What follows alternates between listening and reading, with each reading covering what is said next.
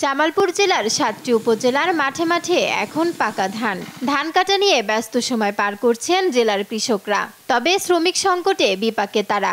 এক মণ ধান বিক্রি করেও মেটানো যাচ্ছে না একজন শ্রমিকের একদিনের মজুরি। শ্রমিক মিললেও জনপ্রতি মজুরি দিতে হচ্ছে ৮০০ থেকে ১০০০ টাকা পর্যন্ত। সঙ্গে দিতে হচ্ছে দুবেলা খাবার। এতে শুধু ধান কাটতেই প্রতি মণের জন্য খরচ পড়ছে প্রায় ১২০০ টাকা। এদিকে বাজারে প্রতি মণ ধান বিক্রি হচ্ছে ৭৫০ থেকে ৮০০ টাকা। মজুরি বেশি হওয়ায় কৃষক নিজেরাই হাতে তুলে নিয়েছেন ধান কাটা ও মাড়াইয়ের কাজ। ১০০০ টাকার মানে এক মণ ধান দিয়ে বেশি এক কামলা পাওয়া যায় না।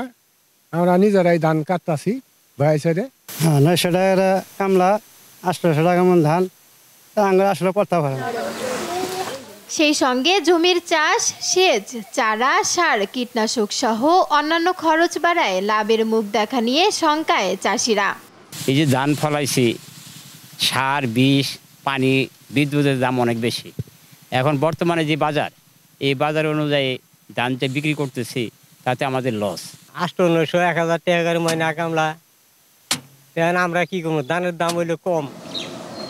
চলতি বোরো মৌসুমে জেলায় ১,২৯,৩২০ হেক্টর জমিতে বোরো আবাদ হয়েছে। এখন পর্যন্ত কাটা হয়েছে ৩৩% ধান। তবে খরচ বাড়লেও সরকারের ধান ক্রয় শুরু হলে কৃষক লাভবান হবেন বলছেন এই কৃষি কর্মকর্তা। ফসলের অবস্থা বেশ ভালো, আশা করছি ভালো ফলন হবে।